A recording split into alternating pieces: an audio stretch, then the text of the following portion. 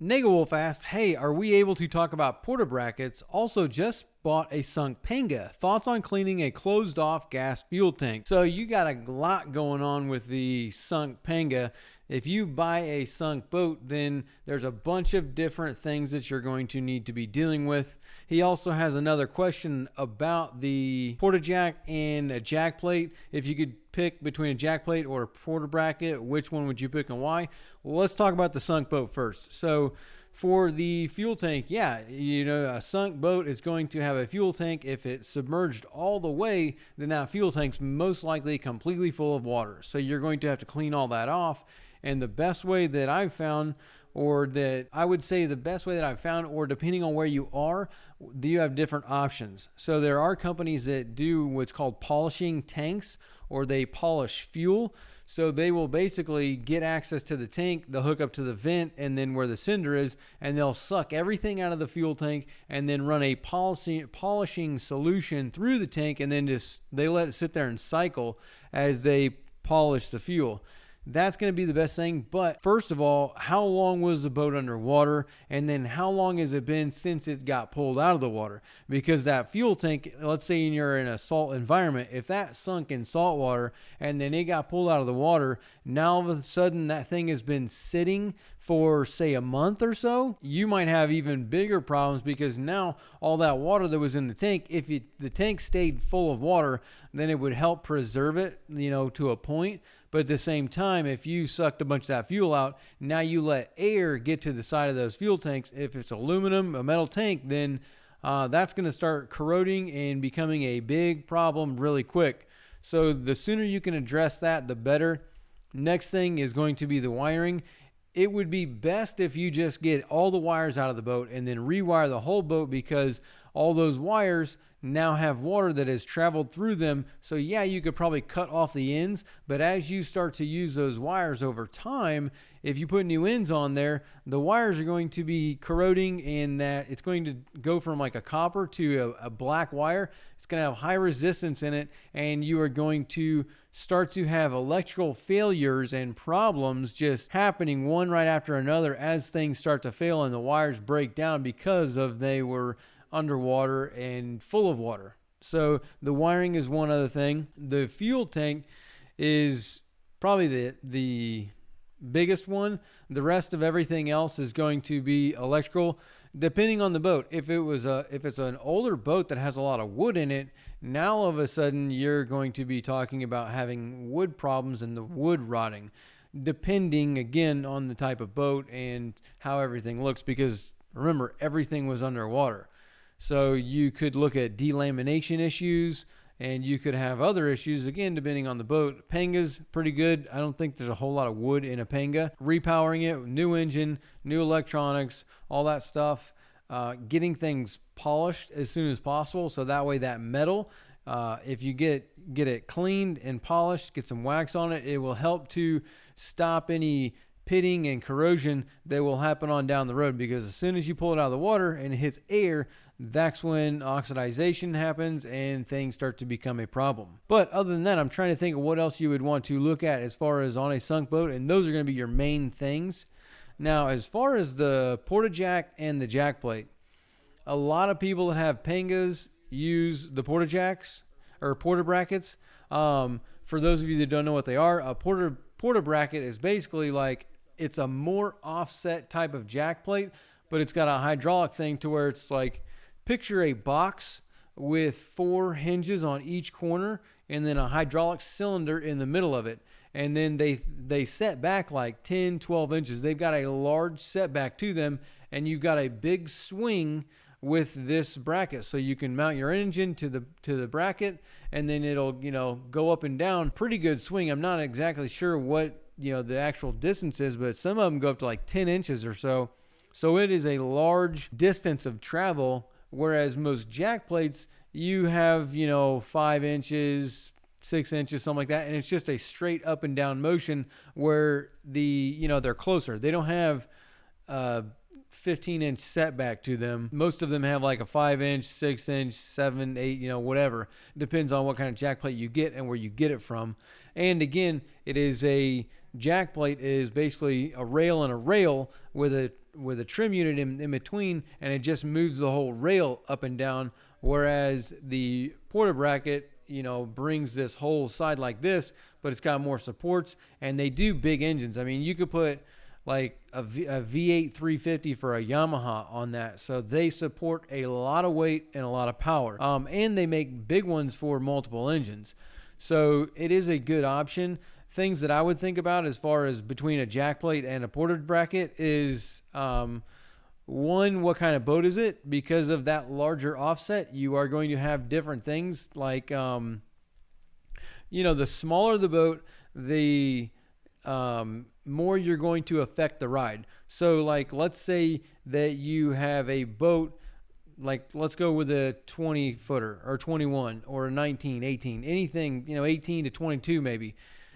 And you put say a 300 on there, and opposed to a jack plate where you have like a 6-inch setback, let's say you put a 10, 12-inch Porta bracket on there. Now you've got double the setback. So the weight of that engine that you just put on there is now set back a whole foot. So that can affect the ride, and it can also sometimes, depending on the boat, affect the draft of the boat. So because you're sticking that weight farther out, it's going to make the bow, the bow of the boat is going to come up more because you got more weight in the back and it's farther back. So your fulcrum point, or the leverage, I guess, not leverage, but the fulcrum point of the boat is now going to be back farther. So you will draft more in the aft of the boat than you did before you put the engine way back there. It's just something to think about. Also, the stress on the transom. So again, with the farther you put that engine back, the more stress that you're going to put on that transom. And depending on how the stringers are in the boat, you definitely want to have some kind of a knee brace, or have the stringers in the boat going to the transom and glassed, fixed into the transom to give that transom more support, because of the stress that you're going to be putting on it with having the engine back more. I would say the smaller the boat, I probably would go with a jack plate over a Porta bracket because of that setback distance. But if you're getting like a 22 or higher, 22 is not like a real number to go off of, but it's just a general idea of something. Well, because once you get into the 24, 26, these longer boats, the effect that it's going to have is going to be way smaller than it is with a smaller boat, again, because of how far you're putting that engine back. And then also porpoising issues. So again, going back to the longer boats versus the smaller boats, if you've got like say a 22 or a 23, you're less likely to be porpoising. But if you've got an 18, 19 or 21, something like that, and you put that engine back farther, again, you're throwing off that fulcrum point of the boat, and you might experience a porpoising effect because you're going to have bow lift, and you're going to have the engine farther back. So the fulcrum point is back farther in the middle of the boat than originally designed. And so you could experience porpoising issues by sticking the engine that far back. Again, a lot of these numbers are going to vary, and these issues might vary based on the length of the boat, the size of the engine, and the setback of the Porta bracket that you buy.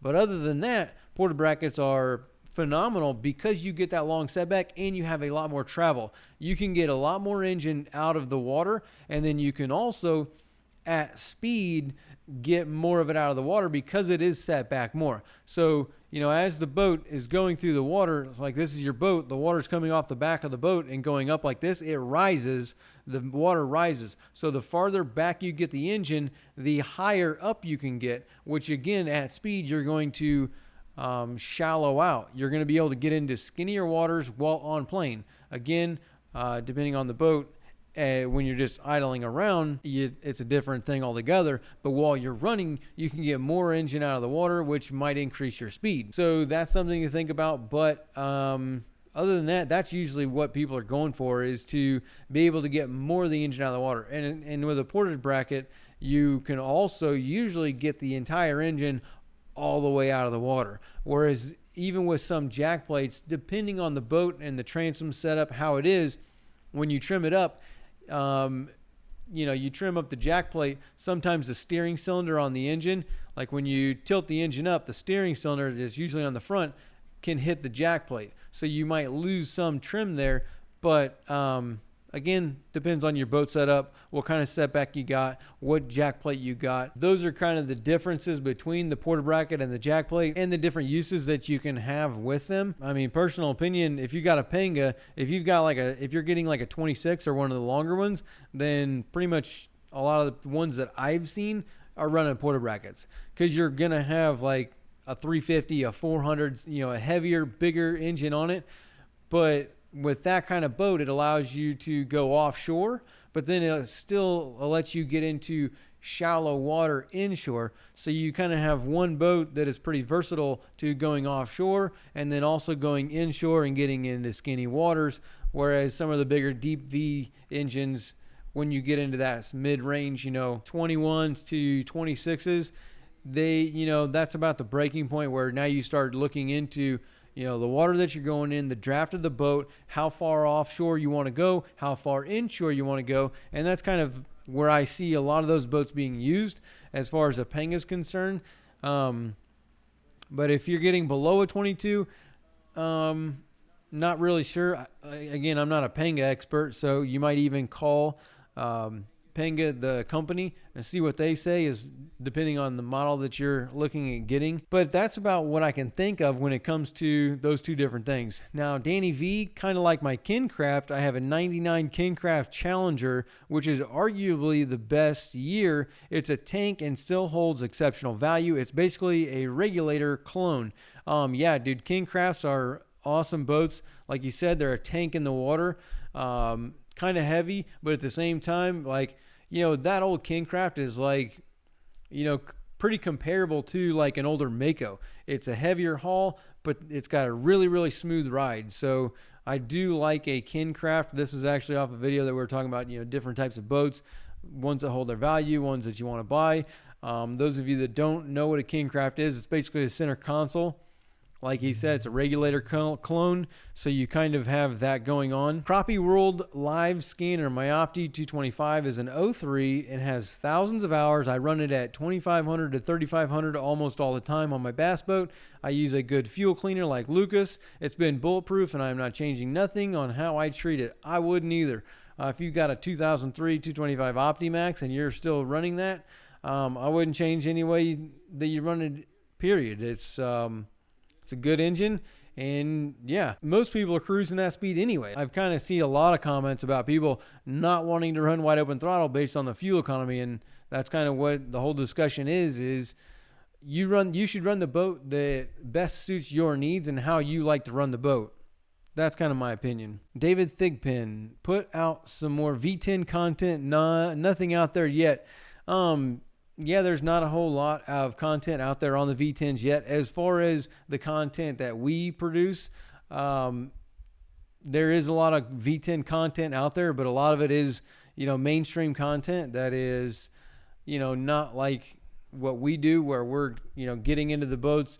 They've been, thousands of hours on the engines, and you kind of get to see the usage of the engine and kind of the backside of that. So everything that's out there right now is, again, all the new stuff, new engines, new models, new, just showing you the product, not really getting down into taking the cowlings off, tearing stuff down, and seeing you, blown up power heads and stuff like that. So we just don't have enough of them out there yet to really have a lot of that content available. But I do look forward to getting into those. The longer they produce them, the more we're going to see them, and then the more content we'll be able to make on those. Captain Dave Sport Fishing. Underneath some of those consoles looks like the dash of the space shuttle. I guess the KISS system isn't part of some people's boat. Problem with that, with all that crap, it's pay me now or pay me later. And yeah, keep it simple, stupid is what he's talking about. And yeah, some of the consoles, some of these boats are just insane. They have so much stuff packed in there.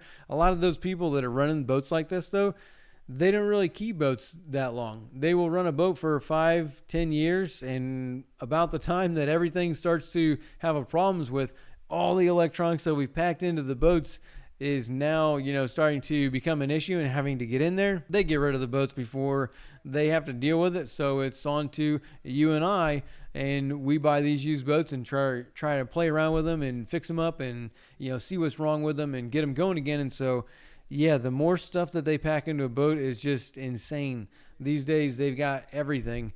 And it is crazy. Cormy, do it. I cannot find what my wide open throttle is for my 2019 Mercury 115 4-stroke. My throttle control only allows 5,200 RPM. Little help, please. It sounds like your engine is going to be way overpropped, because I'm pretty sure the 115 is 5,000 to 6,000 RPM for your wide open, and 5,200 is on the very low end of that spectrum. So you're loading the engine. Yeah, you need to get it repropped. Be my take on that. But I think it's 5,000 to 6,000. So yeah, you're going to need to get a smaller prop, different pitch.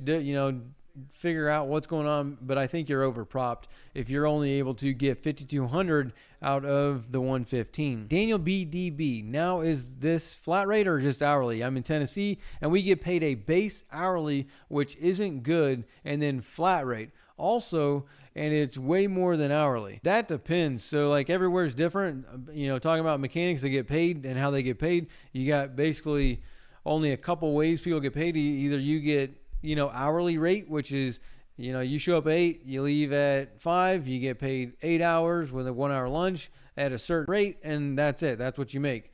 Then there's bonus structures. So like what he's talking about is you got hourly base. So let's say you make $20 an hour and up into a certain point, and then based on like billable time that you bill out, you'll get a bonus based on that. So that's like a hybrid system. Then there's full flat rate, which is, you only get paid by what you are able to bill out. And then there's salary. So like, you get paid $1,000 a week and that's it. So those are kind of your 4 different structures as far as a pay as a mechanic goes. And yeah, hourly, I would say hourly is the best way to go, because the person that ends up losing on most hybrid systems is the mechanic. If you are working on a hybrid system where you're talking about bonuses and flat rates and stuff like that, that means that anything that you do that is not turning a wrench is taking time away from you. So if you work in a super, super structured and functional business, then flat rate and bonuses will work.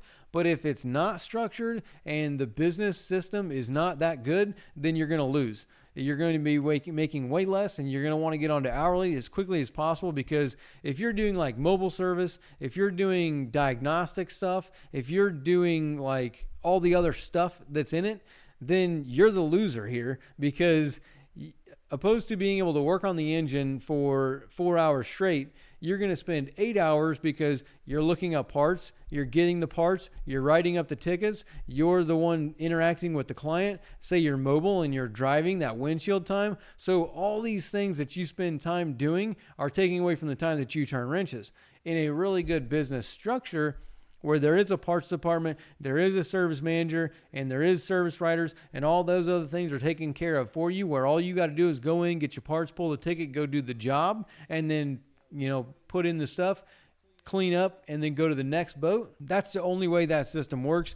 And in the boating world, there's very few shops that are like that actually have that business model really structured down and functional, to where it's not just, you doing all these other tasks, but yet you're the one that's going to be losing money because you're not able to bill something. Because unless you're doing full services all the time, which is the easiest, then really any kind of bonus system is really hard to make it beneficial for a mechanic.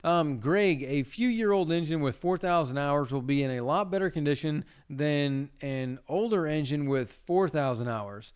The new engine has been run often and has less cold starts. Things don't wear out fast when you have a constant wedge of oil between components.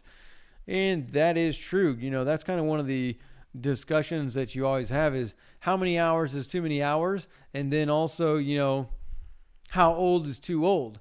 And in the boating world, honestly, I would rather have high hours and not as old than super old with low hours. There are some caveats there. So like if you find a barn find that's up in the middle of the Midwest and the thing's been sitting in a barn and has really low hours, but it's been kept out of the weather, that's different than say a boat that is in South Florida in the salt air, in the salt water, in the climate, in the elements. The 20-year-old boat in that environment is going to be way more problematic than the one that's up north. And again, going to the hours, the boat that's been sitting in this salt environment or this, high temps outside in the weather, the rain, the sun, and all that other stuff that goes on, if the boat sits, all of the rubber components are dry rotting and cracking and failing and going to be problems. All the hoses are getting hard and cracking and going to be a problem. All of the, shutoff valves and all that stuff is rusting up and locking up. Same thing with the engine. Like he's talking about, if, you run the engine pretty consistently, let's say you run an engine once, twice a week, that is keeping oil on everything. So you're running the engine, oil is going on the cylinders, on the rings, on the valves, on all the parts of the engine. So everything's staying lubricated and it's not just sitting there rusting where you've got galvanic or electrochemical corrosion happening where the metal is just deteriorating and breaking down because it's metal. So the older an outboard or an engine or a boat or whatever, the older it is, depending on the climate, is going to be in worse shape than something that's got high hours because it is being ran and it's being taken, I wouldn't say taken care of, but it is functioning a lot more. Everything's getting worked. It's getting stressed. It's keeping lubricated. Like, all the hoses and stuff is having water going through it. So it's not just sitting there dry rotting. Whereas the boat that just sat there, so take a 25, 30-year-old boat that sat in South Florida outside for 30 years but has 20 hours on it versus a boat that, same conditions, same weather, but it's only 6 years old but has 4,000 hours on it. The boat that's 6 years old is probably going to be in better shape than the older boat just because of that time and the degradation and deterioration of the components and the boat just sitting there. Kind of what everybody says, the worst thing for anything that's mechanical is to sit. And that's true because it just deteriorates and the weather will just eat it up. So definitely with you on that one. Whereas, high hours versus high years, that's kind of my opinion. Jacob B, any opinion on Yamaha or Mercury outboard engines that are ran in water temperatures of 30 to 45 degrees Fahrenheit? Not really much you can do. I mean, that's not that cold. I mean, that's pretty cold, but not that cold. I don't have a whole ton of experience running engines and stuff in freezing conditions. But the only thing that I could think about for something like that is definitely going to be the oil. I would definitely run a low viscosity oil. So like you want to run like a 1030 over like a 2040 because that thinner oil is going to be thicker in those colder temperatures. So you're going to get more lubrication out of the thinner oil than you will the thicker oil. And then also, depending on how often you run the engine, you'll probably have to change the oil a lot more often. Those are kind of the two things that I could really think about. Not really sure what else. I mean, you probably shouldn't be messing with the thermostats to let the engine temp get higher, but with that cold of water temp, not really sure. Don't have that much experience with it, but that would be what I would say is definitely on the oil. I think we're going to probably wrap it up there, but I do want to talk about one other story before we do, and that was we talked about this on our live streams with the Boaters program, and then also on the main channel, we do have a weekly live stream for members only. So on that, we've been talking about a bunch of different miscellaneous stuff, but yesterday, Yamaha did come out with news article. So Yamaha came out with this news articles that they're going to have at the Miami Boat Show a hydrogen-powered outboard. Last year, they got into some agreement with Toyota, and they created a V8 350 that ran on H2 hydrogen. So that is pretty crazy to hear that you're going to have that large of an outboard. I don't really know where that's going to go. I just thought I'd bring it up for everybody to talk about it. But in my opinion, based on what I know about hydrogen, and I don't know that much about it, but I do know that as of right now, the technology for hydrogen is that's probably not going to go anywhere. only, depending on the technology, only for a couple different things. One is the amount of hydrogen that you need to run that engine, especially something, it's on the 5.6 liter V8, which is the 425, and the amount of hydrogen that it takes to go the same distance or push the same weight as a fuel gas combustion engine is like 3 to 4 times more. So like on a car, they've got cars. I think Mazda has a car, Toyota has a car that has a hydrogen engine, and it runs on H2, which is hydrogen. And if you had that car that's going to go, say, 300 miles or something like that, 400 miles, then you've got like a normal Toyota or something, you got a 12, 15 gallon fuel tank on there.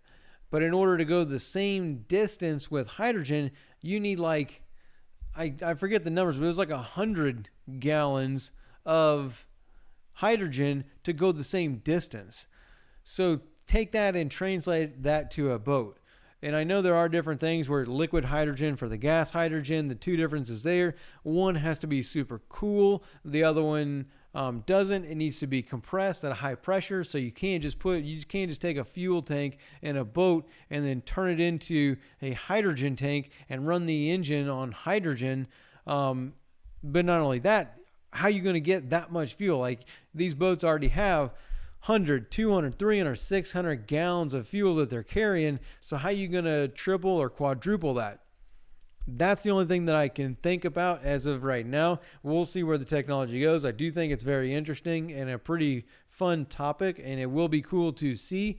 But whether or not it actually fruitions into something that gets mainstream and goes, into the recreational market, because you have to rebuild the whole boat based on, just the fuel delivery. And then also, does it still work under, rubber fuel hoses? Since it is a pressurized either gas or liquid and the temperatures are way different, I don't know what kind of changes you'll have to do in the boat in order to make that feasible and work. It will be cool to see. I definitely will be going to Miami Boat Show, definitely checking it out. But as of right now, I don't know if the technology is really there yet. Let's see what, the engineers and all these scientists and all these people develop, whether it goes anywhere or not. Don't know. I do think it's super cool, and especially where, it's on a big platform, because that's kind of one thing right now. You've got all these electric outboards that are only going up to like a 180. I think that there is one company that has a 300, but again, that's to do the same distance and push the same weight that's in, that boats are dealing with drag and all the other stuff. We'll see where that goes, because you're going to need to consume a lot of hydrogen to get the same performance numbers. Yeah, you do get rid of the emissions, but we'll see where that actually goes. You let me know what you think in the comments below. I might not know. They might have something out there already that's developed for hydrogen that, it's actually you can do this and this and this, and you don't need that space. So let me know in the comments below. If you want to talk about something, drop it in the comments. Email us at askbab@boardingagainboating.com, and then check out our boaters program at boardingagainboating.com, and we'll see you next week.